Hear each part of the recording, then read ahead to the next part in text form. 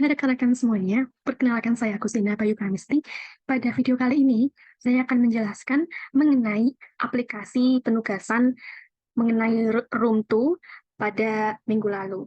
Nah, di sini sudah tampil dari Android Studio-nya.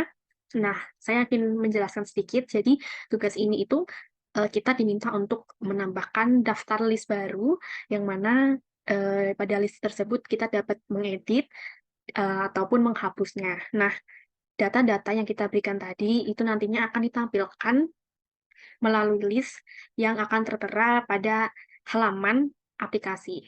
Nah, di sini sudah tampil dari Android Studio-nya. Pertama-tama yang kita lakukan di sini, kita menambahkan ID Kotlin Cap pada build Gradle seperti ini. Jadi pada plugin kita tambahkan, lalu jangan lupa untuk compile SDK-nya kita sesuaikan dengan komuter masing-masing. Kalau saya menggunakan 34 karena cocok. Lalu di sini jangan lupa tambahkan build features view binding true karena nanti kita akan menggunakan binding. Nah, terus selanjutnya kita ke bawah pada dependensi. Jangan lupa tambahkan ada dua nih, ada cat yang room compiler dan implementation yang room KTX. Jadi di sini fungsi versinya sama ya, 241 dan 241. Nah, untuk versi yang update itu teman-teman bisa cek di website yang ada di Google. Tuh. Nah, setelah dari build Gradle, kita langsung ke atas ya, mungkin di package com example tugas room 2 ini. Nah, pertama-tama kita eh, buat dulu ini ya, ada data adapter dan input activity. Nah, ini kan jenis file yang berbeda. Saya akan membuat data adapter dulu. Jadi, untuk data adapter kita klik kanan, new, lalu Kotlin class, dan teman-teman tinggal tulis aja data adapter. Nah, karena aku udah, jadi ini aku skip aja. Gitu. Nah, terus ini ada input activity. Nah, karena activity, jadi buatnya juga berbeda ya. Jadi klik kanan, activity, lalu pilih yang empty views activity, seperti ini. Nah, kalau udah nanti tinggal di finish aja. Kalau aku namainnya input activity, sama main activity. Jadi itu dua hal yang sama, cuman kalau main itu kan udah dapat, atau udah ada dari awal kita membuat. Jadi, nggak perlu ditambahin gitu, cuma input activity-nya aja. Nah, selanjutnya kita buat package yang bernama database. Di sini ada 3 Kotlin ya, ada kelas dan ada interface. Nah, kita buat dulu yang kelas. Caranya untuk menambahkan package database itu, klik kanan, lalu kita pilih package. Nah, seperti ini. Jadi, teman-teman tinggal aja tulis database. Itu. Nah, karena udah ada, aku skip. Lalu pada database untuk menambahkan kelas itu tinggal klik kanan Kotlin class. Dan ya udah, teman-teman bebas ngasih nama apa aja. Kalau aku kasih nama node dan node room database gitu. Selanjutnya ada node DAO, itu kan interface. Nah, caranya sama tuh. Klik kanan lalu Kotlin class. Nah, tinggal di bagian sininya tinggal pilih interface aja gitu. Itu yang berbeda itu. Bedanya cuma di situ aja. Nah, kita kan udah berhasil buat file yang ada di package tugas room 2 ya. Kita beralih ke layout dulu mungkin ya. Kita ke activity main dulu nih, halaman utamanya. Nah, jadi teman-teman bisa lihat di sini ada text view untuk judul. Sebenarnya teman-teman bebas mau kasih judul apa aja. Kalau aku main di planner karena aku ini membuat semacam aplikasi planner gitu. Lalu di sini ada text view-nya. Oh, recycle view ya. Ada recycler view dan saya menambahkan icon ya dari drawable. Nah, recycle view ini untuk tempat-tempat untuk listnya ya. Jadi nanti kita akan menampilkan data itu ya di recycle view ini gitu. Nah, ini aku namakan RP Notes terus ini ya. Jadi kalau misalnya nggak ada datanya maka akan menampilkan belum ada note yang kamu buat gitu. Nah, kalau aku maunya gini sih, aku mau edit aja. Ini aja. Ini. Nah, terus setelah di activity main, kita beralih, oh ya, aku belum jelasin ya. Jadi di activity main ini aku pakai background warnanya ungu ya. Jadi teman-teman bebas mau kasih gambar, mau kasih warna, itu terserah teman-teman gitu. Nah, habis dari activity main, kita beralih ke notes dulu kali ya. Nah, jadi notes ini tuh nantinya akan dipanggil di tempatnya sini, di tempatnya si result review gitu. Nah, jadi ini di notes-nya itu ada text view untuk title, description, date, dan ada dua button, yaitu button delete dan button update. Yang mana update untuk mengedit dan delete untuk menghapus. Lalu kita beralih ke activity input ya. Ini ada text view, ada edit text, ada tiga ya, ada tiga edit text. Ini sebenarnya sama aja sih guys. Gitu. Terus ada button untuk add dan untuk update gitu. Jadi kalau add itu maksudnya untuk save itu loh guys. Kalau misalnya update ya untuk apa namanya untuk mengedit gitu. Itu deh. Oke, jadi itu dari layoutnya kita beralih ke drawable. Jadi di drawable ini aku pakai icon namanya Vaseline Circle ini. Caranya gimana? Ya, caranya klik kanan, lalu new, lalu pilih vektor aset. Nah, ini teman-teman bebas mau kasih gambar apa aja. Kalau udah, ntar tinggal di finish aja gitu. Nah, jangan lupa aku kasih warna hitam karena biar kelihatan aja. Terus aku juga pakai button background XML. Ini aku shape-nya rectangle. Aku kasih radius alias ini ya, tepiannya itu tumpulnya itu 10 dp dengan color-nya white. Lalu selanjutnya apa ya? Kayaknya udah sih. Untuk colors aku normal aja ya, nggak ada yang aku edit, black and white aja. Terus udah deh, ini string app name-nya aku tugas room 2 gitu aja. Nah, dari layout, dari drawable kita beralih ke sini kali ya. Mungkin mulainya dari eh, database node dulu kali ya, biar urut gitu. Nah, jadi di database node ini tuh eh, kita deklarasi ID, deklarasi title, deklarasi description, dan deklarasi date. Lalu pada interface node DAO ini kita eh, membuat beberapa fungsi, di antaranya insert, update, delete, lalu ada get all nodes, dan ada delete oleh ID. Jadi ini ya delete by ID, maka dia akan mendelete itu sesuai dengan ID-nya, gitu. Lalu ada Node-RED database ya. Jadi pada abstract fun ini digunakan untuk memberikan akses ke objek Node DAO untuk melakukan operasi database terkait entitas Node. Nah, aku ini izin ya, aku menambahkan sedikit catatan di kodeku itu agar aku nggak lupa pada saat jelasin. Karena kan lumayan banyak. Gitu. Dan aku lanjutin ya. Jadi ini setelah ini kan ada fun get database. Nah, dalam function get database ini tuh ada kondisi ya.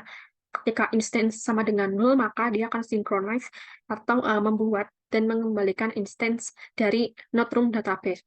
Nah, pada ini jadi membuat dan mengembalikan instance dari node room database ini fungsi dari ini ya, dari kode ini, satu bagian itu. Terus di bawahnya ini kan ada kondisi. Nah, itu synchronize ini tuh fungsinya dibuat menggunakan database builder. Lalu nama database akan menjadi node underscore database. Jika instance-nya ada, maka instance yang ada itu tuh yang bakal digunakan gitu. Nah, setelah itu dia akan return instance. Oke, jadi next kita ke data adapter. Jadi ini seperti biasa kita import. Ini aku hapus sedikitnya gini. Terus di bawahnya ini kan ada file title, file desk, dan lain sebagainya itu. Jadi pada bagian kelas MyViewHolder ini digunakan untuk mendeklarasikan kelas MyViewHolder yang mewakilkan atau merepresentasikan tampilan setiap item dalam daftar atau dalam list gitu ya. Jadi viewholder ini memiliki referensi ke elemen-elemen UI seperti judul atau title, description, date, button update, dan button delete. Nah, jadi ini title underscore txt dan lain sebagainya itu merupakan ID yang kita pakai di pada ini ya, pada XML kita gitu. Nah, selanjutnya ada override fun view holder. Nah, itu digunakan untuk membuat dan mengembalikan instance dari my view holder dengan menggunakan layout inverter untuk menginisialisasi tampilan. Selanjutnya ada override get item count digunakan untuk mengembalikan jumlah item dalam daftar. Jika data nodes tidak nol, maka akan mengembalikan jumlah item. Jika nol, maka mengembalikan nol ini ya. Maka dia akan return nol gitu. Nah, selanjutnya ada override fun on bind view holder. Nah, ini digunakan untuk menginisialisasi eksekutor service dan mendapatkan instance node DAO dari database room. Lalu untuk ini ada holder titik title.text ini digunakan untuk menetapkan nilai dari objek node ke elemen-elemen UI dalam view holder. Gitu. Lalu selanjutnya, holder button update set on click listener ini digunakan untuk menetapkan aksi untuk tombol update dan delete. Jika update diklik, maka dia akan membuka input activity untuk mengedit. Nah, jika tombol delete diklik, maka dia akan menghapus node dengan memanggil fungsi delete node by ID. Gitu. Lalu selanjutnya ada private fund delete node by ID. Nah, itu berfungsi untuk menghapus catatan dari database menggunakan executor service di latar belakang. Fungsi ini dipanggil saat tombol delete diklik. Nah, selanjutnya ada input activity. Nah, jadi pada fungsi override fun on grid ini digunakan untuk menginisialisasi variabel dan properti, serta mendapatkan instance node DAO dari database room. Lalu selanjutnya pada white binding ini satu bagian ini itu digunakan untuk mengakses elemen-elemen UI dengan mudah. Jadi kita pakai with binding begitu. Nah, pada button add set on click listener ini digunakan untuk menetapkan aksi untuk tombol tambah, memvalidasi input, menyisipkan data baru ke database, mengosongkan field, dan kembali ke halaman utama. Nah, selanjutnya pada button update ini sampai bawah ini itu digunakan untuk memvalidasi input, mengupdate data di database, mengosongkan field, dan kembali ke halaman utama. Jadi dia bakal kembali ke halaman utamanya gitu. Nah, selanjutnya di sini kan ada private fund insert, delete, update, fund resume. Nah, itu digunakan untuk melakukan operasi CRUD seperti read, update, dan delete itu pada database menggunakan executor service pada latar belakangnya.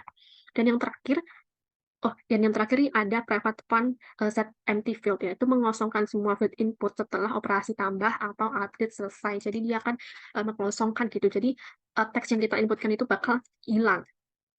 Yang terakhir ada private fund validate input. Digunakan untuk memvalidasi input untuk memastikan bahwa semua field itu nggak boleh kosong sebelum melakukan operasi tambah atau update. Jadi ini di sini kayak sistemnya itu kayak make sure kalau penggunanya itu sudah menginputkan data yang sesuai atau data yang diminta gitu. Nah, lalu yang terakhir main activity ya. Di sini tuh import seperti biasa. Lalu di bawahnya ini kan ada override fund on grid. Sampai dengan sini ya. Itu digunakan untuk menginisialisasi variabel dan properti, mendapatkan instance node DAO dan live data dari database room, dan memanggil fungsi get all nodes untuk menampilkan semua catatannya. Lalu ada private fund get all nodes. Nah, jadi di dalamnya ini kan ada kondisi. Lalu dari kondisi ini itu menghasilkan jika daftar catatan atau daftar list node itu nggak boleh kosong, maka menampilkan result view dengan adapter yang sesuai. Namun jika kosong akan menampilkan pesan bahwa tidak ada catatan. Lalu setelahnya ini ada private fund insert, delete, dan update. Itu untuk melakukan operasi CRUD pada database menggunakan executor service di latar belakang. Jadi hampir sama yang tempatnya input activity tadi. Lalu di sini ada override fund on resume, itu dipanggil saat aktivitas ditampilkan kembali. Memanggil kembali fungsi get all nodes untuk memperbarui tampilan setelah kembali dari aktivitas lain. Nah, jadi itu tadi penjelasan kode dari aplikasi Room 2 ini. Nah, untuk manifestnya sih nggak ada yang berubah. Jadi, untuk manifestnya aman, nggak ada yang diedit. Nah, langsung saja ini akan saya run terlebih dahulu.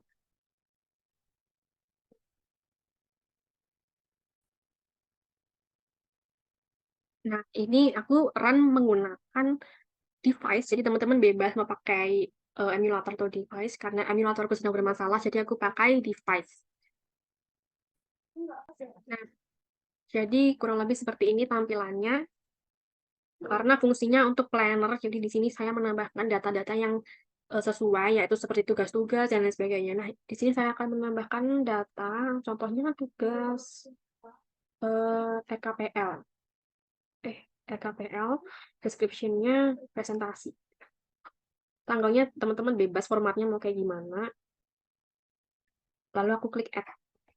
Nah, maka dia akan menambahkan data. Nah, ini di bawah ini ya. Lalu aku mau update salah satu ya. Contoh ini aku update. Aku nggak mau user testing, hanya aku mau user acceptance. Tugasnya gitu. Nah, aku mau update tanggalnya juga. Nah, kalau udah aku update, nah maka dia akan berhasil update. Jadi kalau dia berhasil, dia akan memunculkan toolsnya gitu. Gitu deh. Nih, sudah terupdate kan? Nah, aku mau hapus nih salah satu. Ini ya, misalnya aku mau hapus yang tugas proyek. Aku klik delete. Nah, maka dia akan menampilkan terus bahwa itu sudah berhasil menghapus datanya gitu. Nah, kurang lebih seperti ini.